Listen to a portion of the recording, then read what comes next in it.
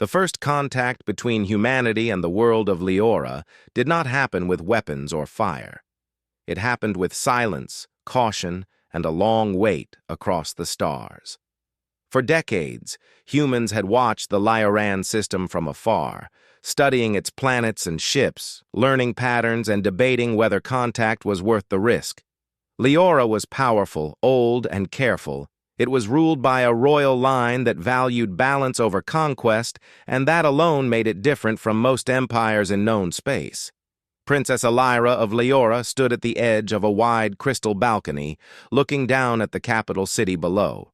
Tall towers curved like living things, glowing softly under the twin suns. Air traffic moved in slow, ordered lines, and the city felt calm, but Elira did not feel calm at all. Today, the first human envoy would arrive. The council had argued for weeks about it. Some elders warned that humans were dangerous, fast-growing, and hungry for power. Others believed humans were young and desperate, and that made them easy to control. Elira listened to them all, but she trusted her own sense more than fear. She had studied human history in detail: wars, mistakes, recovery, and progress.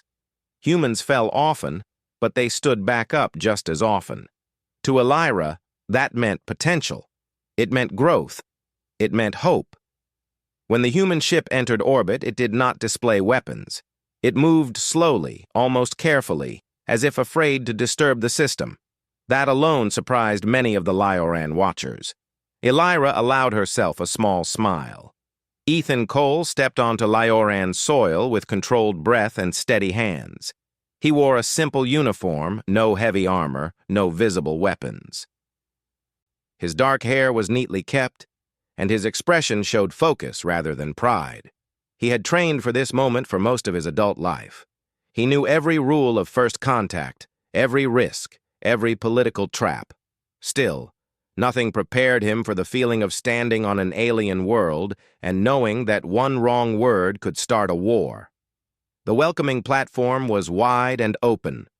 Leoran guards stood at a respectful distance, holding long energy staffs but not raising them.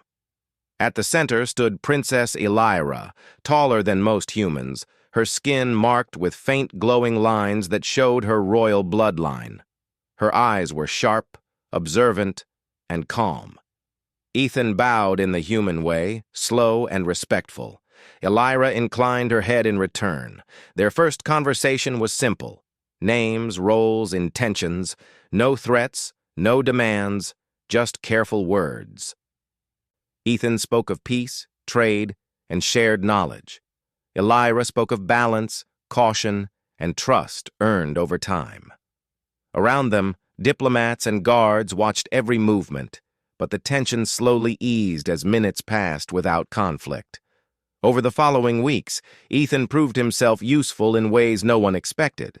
When a trade convoy was attacked near the system edge by space raiders, he coordinated with Lioran patrols to protect civilian ships instead of chasing the attackers. When a malfunction in a Lioran station caused power failures, Ethan shared human engineering solutions without asking for anything in return. He listened more than he spoke, and when he did speak, he chose honesty over clever words. Elira noticed this. She watched how he treated servants and soldiers the same way. She saw how he accepted correction without anger when Lioran customs confused him. Trust, she knew, was built in small moments, not grand speeches. One evening, as the sun set and the city lights grew brighter, Elira invited Ethan to walk the upper gardens. No council members, no guards close enough to listen, just open air and distant stars. "You believe humans can live beside others without trying to rule them," Elira said. Ethan considered his answer carefully. "Some humans cannot," he said, "but many of us are tired of endless wars. We are tired of becoming what we fear." Elira studied his face, searching for signs of deception. She found none, only fatigue and quiet determination. "Leora has enemies," she said. "Not all of them wear uniforms. Trust is costly." "I know," Ethan replied. Earth has paid that cost many times. As days turned into months, the alliance took shape. Trade routes opened. Cultural exchanges began. Human settlers were allowed limited access to neutral zones, while Lioran scholars visited human worlds. Opposition still existed on both sides, but progress was undeniable. Then came the subject the Council feared most: the Ancient Core. The Ancient Core was not a weapon, at least not in the simple sense. It was a system older than recorded Lioran history, buried beneath the capital itself. It stabilized planetary defenses, controlled energy flow, and could reshape entire battlefields without firing a single shot. It was the reason Leora had never been conquered. Elira knew that sharing knowledge of the core was dangerous, but she also knew that hiding it forever would only feed fear. Humans would eventually discover it on their own, and discovery without trust always led to conflict. She argued before the council with calm strength. She spoke of Ethan's actions, of human restraint, of opportunity. Some elders agreed. Others warned her that kindness could be mistaken for weakness. In the end, the decision was hers. Ethan was brought into a sealed chamber deep below the palace. The walls hummed with power, and the air felt heavy, charged with something alive. Elira stood beside him as the ancient core revealed itself, not fully, but enough to understand its purpose. "This knowledge cannot be taken back," she said quietly. "If it is used to harm Leora, there will be no forgiveness." Ethan met her gaze. "I give you my word," he said, and in that moment, he meant it. What Elira did not see was the silent message transmitted from Ethan's personal implant hours later, encrypted, brief, sent to a command he could no longer see clearly as right or wrong. The Alliance celebration was planned under open skies. Music filled the capital.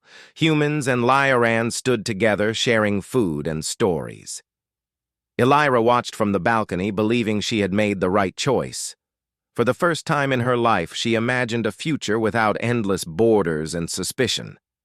Far beyond the system, human fleets changed course, and Ethan Cole, standing among smiles and trust, felt a quiet fear settle in his chest, knowing that promises made between individuals were fragile things when weighed against the hunger of empires.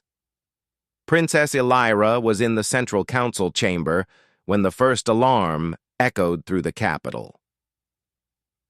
At first, many believed it was a system error. Leora's defenses had not been breached in thousands of cycles. The ancient core made such a thing nearly impossible. But the sound did not stop. It grew louder, sharper, cutting through calm like a blade. Elira rose from her seat. The glowing lines along her skin brightened as her heart began to race. She felt it before she understood it. Something was wrong in a way that words could not yet explain. Reports flooded in from every level of command. Defense grids were failing. Energy shields were dropping without resistance. Orbital platforms went dark one by one, as if someone had gently turned them off. That was when Elira understood. The ancient core was responding to a familiar signal, a human signal. Far above the planet, human warships exited slipspace in perfect formation. They did not fire at first. They did not need to. The core recognized the authorization patterns that had been shared in trust. It obeyed. Across the capital, the sky changed color as defense barriers collapsed. Panic spread through the streets. Civilians ran for shelter, confused and afraid. Leoran commanders shouted orders that no longer mattered. Elira's first thought was not anger. It was disbelief. She called for Ethan Cole immediately. Ethan was standing on a public platform near the celebration grounds when the sky filled with unfamiliar shadows. He watched the human fleet with hollow eyes. He had known this moment was coming. He had told himself that Earth would negotiate, that force was only a threat. But fleets did not move like this for negotiation. His implant pulsed again, a final command confirmation, Operation Secure Dawn was active. Around him, Lyarans looked up in terror. Some looked at him. Recognition spread fast. Fear turned to betrayal in their eyes. Ethan did not run. He could not. The first human strike was precise. Power stations were disabled, not destroyed. Communication hubs were jammed. Human Marines landed in controlled waves, securing key locations. They moved fast and clean, trained to take cities intact. This was not chaos. This was conquest planned to look like order. Inside the palace, Elara tried to regain control. She ordered civilian evacuation routes opened and commanded remaining forces to protect shelters instead of fighting ships they could not touch. Even now, she chose her people over pride. When Ethan was brought before her under guard, she searched his face for answers. "Tell me this is not what it looks like," she said quietly. Ethan tried to speak, but the words failed him. His silence was enough. The room seemed to shrink around Elara.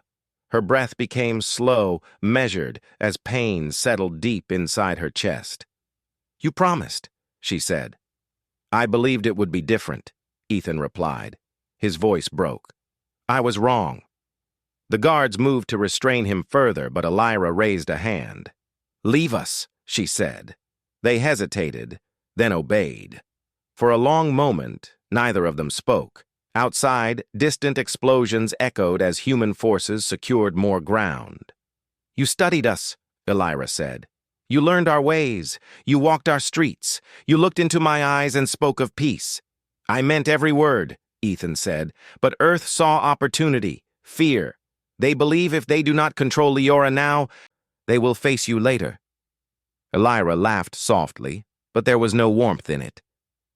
"So they chose to become the very threat they feared." Ethan lowered his head. "Yes." A new report arrived on Elira's console. Human troops were approaching the palace perimeter. Capture orders were already written. Elara made a decision. She moved closer to Ethan and removed a small control device from her wrist. With a swift motion, she pressed it against his implant. Sparks flashed.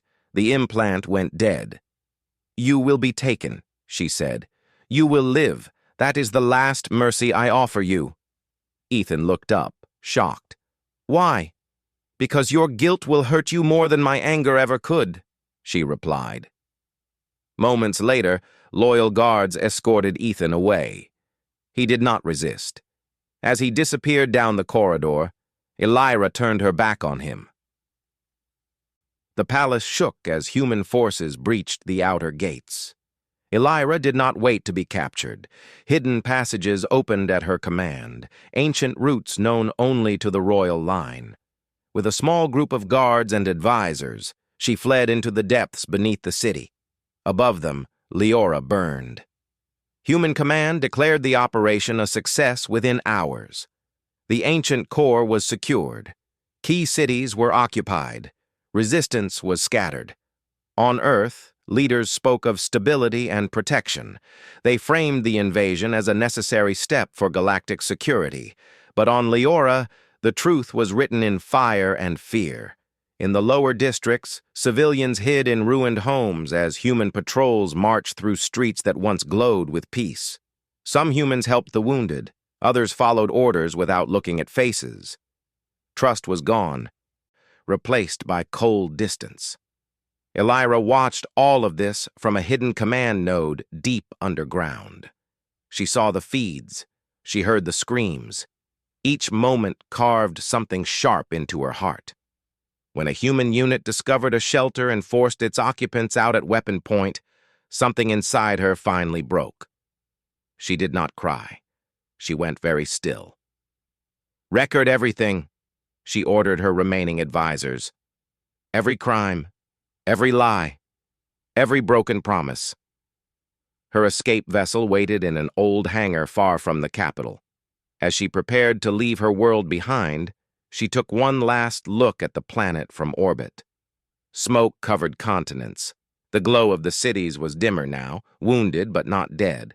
She placed her hand over the symbol of her house. "I will return," she whispered, not as a princess who believes in kindness alone. The vessel vanished into deep space, carrying with it the last free air of Leora. Back on the occupied planet, Ethan Cole sat in a secured holding facility. He was treated well, promoted even. His superiors praised his role in a clean takeover. They told him history would thank him. But at night, when the lights dimmed and silence returned, he saw Elira's eyes. He heard the alarms. He felt the weight of a trust he had helped destroy. Far from Earth and Leora, in the dark spaces between systems, the alien princess began to plan. Her vow was simple. Humanity would learn what betrayal truly cost. Her small vessel moved through deep space without lights, guided by old star maps and hidden routes known only to the royal line. Inside, the air was quiet except for the low hum of engines. Elira sat alone for long hours, watching distant stars drift past the viewport. She no longer looked like the calm princess who once believed in peace through trust. Her posture was sharper now, her eyes focused and distant. She carried very little with her. A few loyal guards, a skilled navigator, and data crystals filled with records of what humanity had done to her world. The truth, proof, pain stored in cold memory. Their first destination was a forgotten station at the edge of neutral space. It had once been a trade hub, now abandoned after human expansion pushed routes elsewhere. Elira chose it for a reason. No human patrols, no strong powers watching, just silence and shadows. The station was not truly empty. As her vessel docked, old lights flickered on, reacting to her codes. Inside, refugees lived in broken sections, survivors from many species displaced by war or conquest. Some recognized her at once. Others did not trust any ruler, alien or human. Trust was rare in places like this. Elira did not demand loyalty. She offered something more valuable: purpose. She listened to their stories. A merchant family forced off their homeworld after human corporations claimed resources. A warrior species weakened by treaties written to fail. A research colony abandoned once its data was taken. Different voices, same pattern. Humanity expanded fast, too fast, and when it found resistance, it smiled and spoke of protection. Slowly, word spread that the Lioran princess lived, that she was not broken, that she was gathering those who had been hurt. Elira studied humans in a way she never had before, not as potential allies, but as a force to be understood. She reviewed military logs, political speeches, and internal human reports stolen from outer networks. She saw the cracks beneath their strength. Humans argued with each other more than with enemies. Their unity depended on belief. When belief failed, they turned inward. She realized then that fire would not defeat humanity. Truth might. While Elira built her network in the shadows, Ethan Cole lived in the light of false victory. He was no longer a simple envoy. Earth had given him a new title and new authority. He advised on alien relations, taught officers how to speak softly while holding power firmly. On screens, he looked calm and confident. Inside, he felt hollow. He avoided news from Leora when he could, but fragments reached him anyway. Small protests, civil unrest, resistance cells forming in occupied zones. Earth Command dismissed them as minor problems. Ethan knew better. He replayed his last conversation with Elira again and again.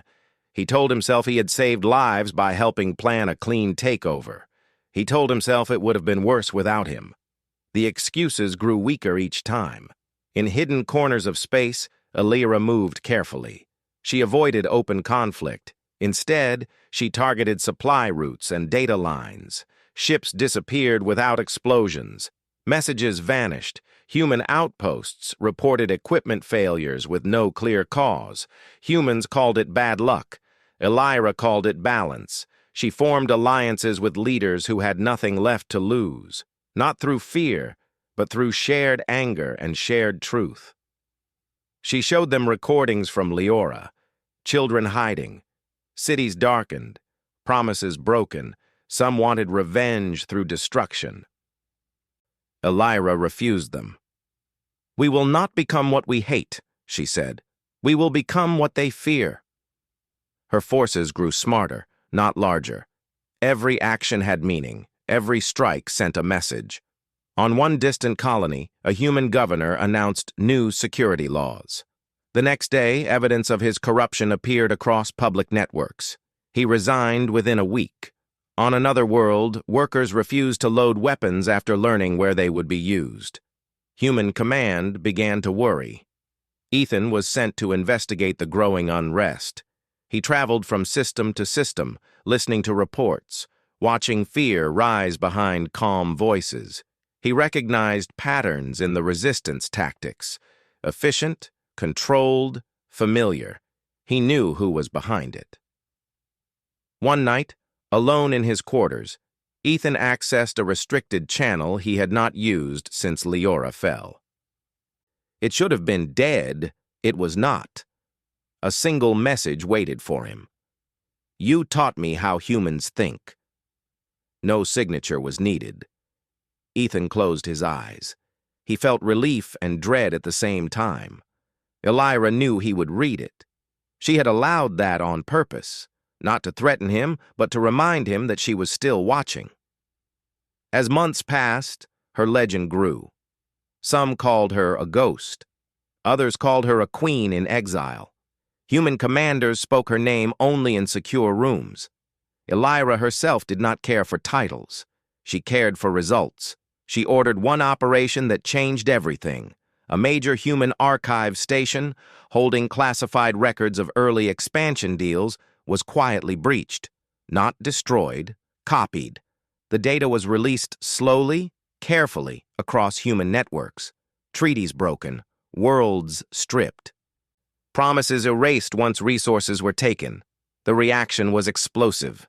Human citizens argued openly. Protests filled city centers. Soldiers questioned orders. The belief that humanity was protecting the galaxy began to crack. Earth Command blamed foreign manipulation. They increased security. They tightened control, and in doing so, proved Elira right. Her advisors warned her that the humans would eventually strike back hard, that they would hunt her down.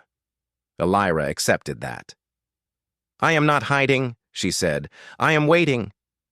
Ethan was summoned to a high-level meeting. Commanders spoke of a final operation, a hunt. They wanted him to lead it. He listened in silence. That night, he stared out at the stars from an observation deck. Somewhere out there, Elira was moving pieces into place. He realized then that history would not be shaped by fleets or weapons, but by choices made in quiet moments. He had already made his. In the darkness of space, the hunted princess smiled for the first time since leaving Leora. The game had begun, and humanity was finally learning that its greatest enemy was not an alien leader seeking revenge, but the truth it had tried so hard to bury. The pressure inside human space kept growing, even though Earth Command tried to pretend everything was under control. Official reports spoke of stability, but ordinary people felt the strain. Supply delays became common. Soldiers returned home with doubts instead of pride. News channels argued every night, and trust in leadership faded a little more each day. Elira watched it all from the quiet safety of a moving base hidden inside a drifting asteroid field. The base was small, modular, and easy to abandon if discovered. Screens lined the main chamber, each one showing a different system, a different human world struggling with questions it had never asked before. She stood with her hands behind her back, calm and focused. This phase required patience. Rage had its place, but this was not it. "We are close," said Lauren, one of her closest advisors, a former trader whose home had been seized years ago. "Human command is divided. Some want peace talks. Others want blood." Elira nodded. "Division is their weakness. Do not rush it. She had learned something important during her time in exile. Humans could endure loss, war, and hardship. What they could not endure was the belief that they were wrong. Once that belief took hold, it spread fast. Instead of attacking fleets or cities, Elira focused on symbols. She released old recordings of human leaders promising peace while planning conquest in private. She revealed memos showing how occupied worlds were never meant to be freed. Each release was timed carefully, never overwhelming, never too slow. Human resistance groups began to coordinate without realizing they were following her lead. Workers refused shipments. Pilots delayed orders.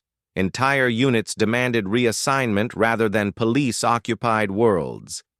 Earth Command finally named the threat. They called it the Lioran Shadow. Ethan Cole was placed at the center of the response.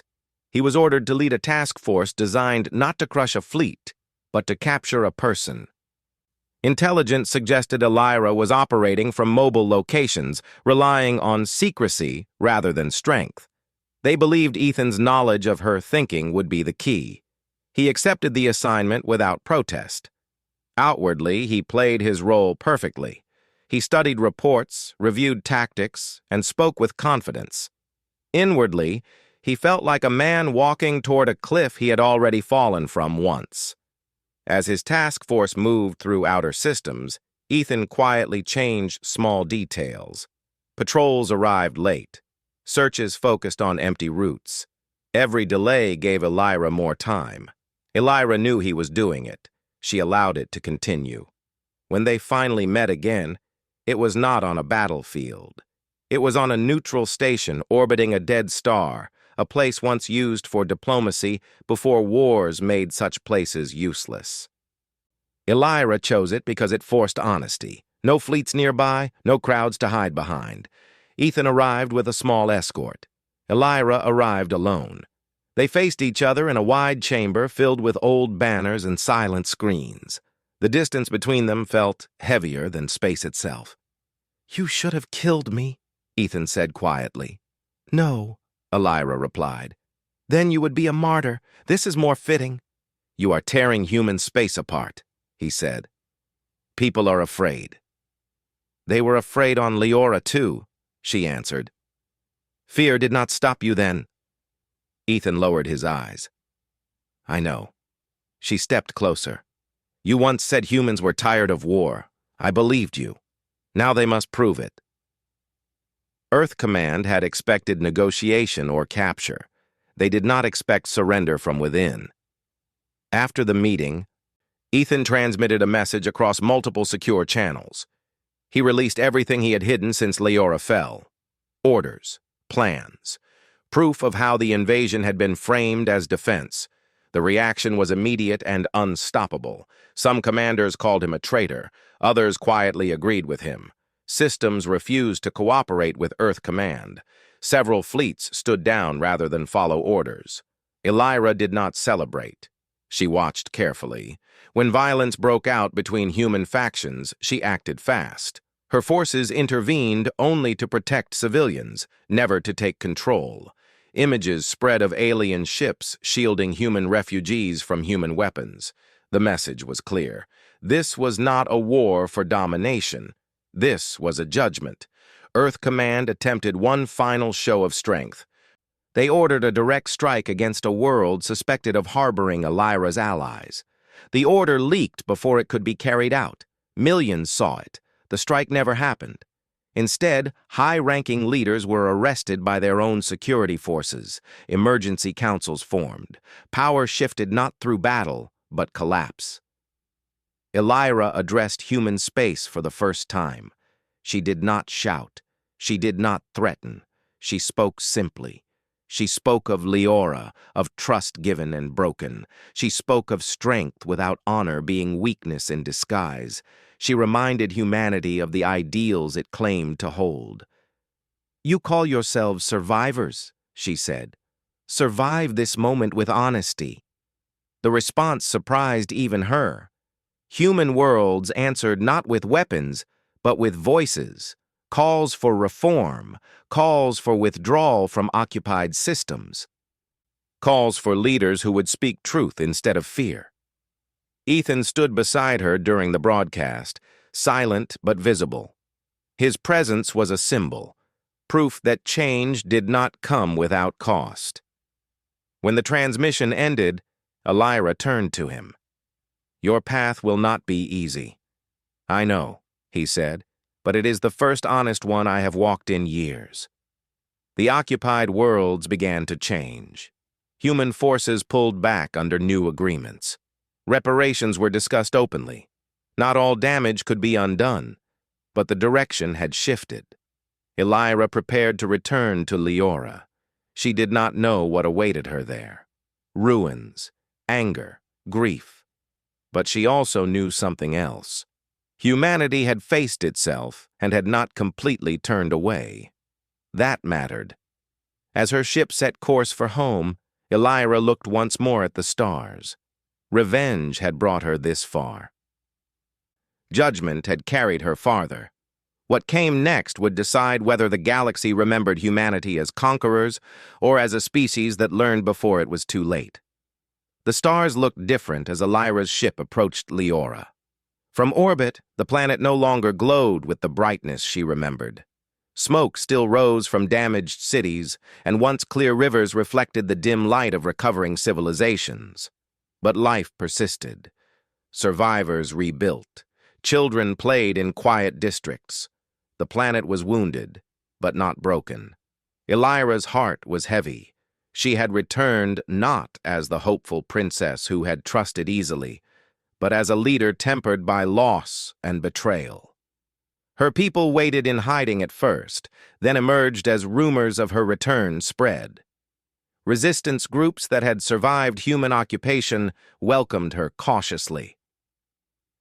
Some bowed in deep respect. Others eyed her warily, unsure if she had returned for vengeance or guidance. Elira understood both feelings. She had been both frightened and furious in exile, and she knew the same mixture lived in the hearts of those who remained. The first step was to assess the damage. Elira moved through the cities with small teams of advisors and engineers, taking note of structural damage, displaced populations, and lingering hazards left by occupation. She listened to survivors' stories, recording them carefully for later use. Every tale of courage, every example of humanity surviving in the dark, reminded her why she fought not just for revenge, but for justice and restoration. In the months since her exile, human space had shifted. Governments were fractured, and command structures that had once been absolute were now questioned openly. Word of Elira's campaign had reached distant colonies, sparking debates, protests, and in some places, peaceful revolts. Yet there were still pockets of resistance, humans unwilling to accept responsibility for their actions. Elira knew these pockets could still threaten Leora's recovery if ignored. She began by targeting infrastructure, not with weapons, but with diplomacy and careful strategy. Negotiators moved between systems backed by proof of Earth's betrayal. Trade routes that had been misused to harm other planets were restored. Occupied worlds were offered fair agreements under Lioran oversight. Human commanders who attempted to resist reform found themselves cut off politically and economically. The message was clear: continued aggression would fail, but cooperation could rebuild trust.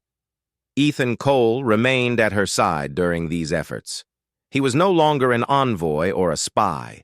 He had become a symbol of humanity's capacity to admit wrongdoing and take responsibility. His presence reassured some humans while angering others, but Elira tolerated this. She knew that symbols mattered as much as actions in times of recovery. Together they traveled from planet to planet, helping negotiate agreements, provide supplies, and ensure that rebuilding efforts were fair. Through these journeys, Elira observed the slow but steady change in humanity. Fear and pride were being replaced by cautious self-reflection. Soldiers who had once enforced occupation now taught others how to protect civilians. Leaders who had sought power without honor were exposed and removed. Ordinary people began to speak openly about the mistakes of their governments, demanding accountability. It was not a perfect process, and resistance still remained in small pockets, but it was progress. Back on Leora, reconstruction continued. Elira oversaw projects that restored water systems, repaired power grids, and rebuilt homes for displaced families. She implemented educational programs, ensuring that the younger generation would learn not only Lioran history, but the full story of human betrayal. Transparency became the foundation of her rule. She wanted her people to remember the past without being trapped by it. As she moved through one of the central districts, she encountered a group of children playing near a partially repaired school. They stared at her with wide eyes, recognizing the princess who had been gone so long. Elira knelt to their level. "You are the future of Leora," she said softly. "Do not forget what has been lost, but do not let it stop you from building something new." The children smiled, and for the first time in years, Elira allowed herself a brief sense of hope. While Leora recovered, Elira also focused on the humans who had remained loyal to her or had shown a willingness to change. She granted pardons to those who confessed their mistakes and demonstrated a genuine desire to help rebuild. Ethan helped organize these efforts, ensuring that humans who assisted were treated fairly and safely. Their joint leadership became a bridge between species, showing that accountability and cooperation could coexist with justice. Not all humans welcomed this change. Some plotted in secret, hoping to reclaim power or strike at Leora again. Elira anticipated such moves and took steps to prevent them. Surveillance and intelligence gathering were used not to dominate, but to protect. Every threat was neutralized through strategy, diplomacy, or careful negotiation. Violence was always a last resort. Months turned into a year, and Leora slowly transformed. Cities glowed once more under twin suns, but now the light reflected resilience rather than wealth or dominance. Trade resumed with neighboring systems, but under rules that emphasized fairness and transparency. Education, culture, and technology thrived, guided by the principles Elira had strengthened during her exile: justice, accountability, and vigilance. Ethan and Elira met often to review progress and discuss the future. Their conversations were honest and practical, filled with ideas for continued cooperation and growth. Trust, once broken, was being rebuilt slowly, step by step. They did not speak of the past betrayal as a wound anymore, but as a lesson. Both knew that memory of pain would never fully vanish, but it could guide better choices. Finally, after ensuring that Leora's systems were stable and her people safe, Elira returned to the royal palace. The halls were repaired, the council restored, and the government restructured to include voices that had been silenced during occupation. She stood in the central chamber, looking at the assembled leaders. There was no celebration, no fanfare, only quiet acknowledgement of what had been endured and what had been achieved. "I return not as a princess seeking revenge," she said, her voice calm but strong. "I return as a leader committed to justice, transparency, and the protection of all life under my care. Leora has survived. Humanity has a choice: to continue learning or to fall into the same mistakes that brought ruin to our worlds." Her words echoed through the chamber, carrying the weight of years of exile, planning, and observation. Outside the palace, humans and Leorans worked side by side to rebuild streets, parks, and homes. Markets reopened, schools welcomed students, and families returned to neighborhoods long abandoned. The planet was not perfect, but it was alive, thriving, and free. Elira looked at the stars that night, thinking of the journeys, the battles, and the lessons learned. She felt no triumph in destruction, no joy in punishment. What mattered was the survival of her people, the restoration of justice, and the knowledge that betrayal could be met not only with vengeance, but with wisdom and measured action. Ethan stood quietly beside her. "You have done more than I ever imagined," he said. "I have done what had to be done," Elira replied, "and humanity has shown that it can change. That is the greater victory." The galaxy was no longer quiet, but it was ready to listen, and for the first time in years, Elira allowed herself to believe that the future could be better than the past. She had returned home not as a victim of betrayal, but as a ruler strengthened by it, a leader who would ensure that Leora and the lessons it carried would endure across the stars. The journey of survival, justice, and reconciliation had ended, but the legacy would continue.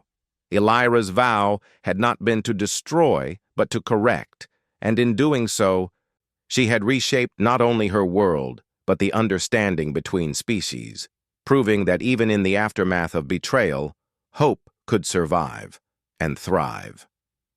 Leora shone under its twin suns, stronger, wiser, and ready for a new era. The alien princess who had once been betrayed had not only returned but had changed the galaxy forever.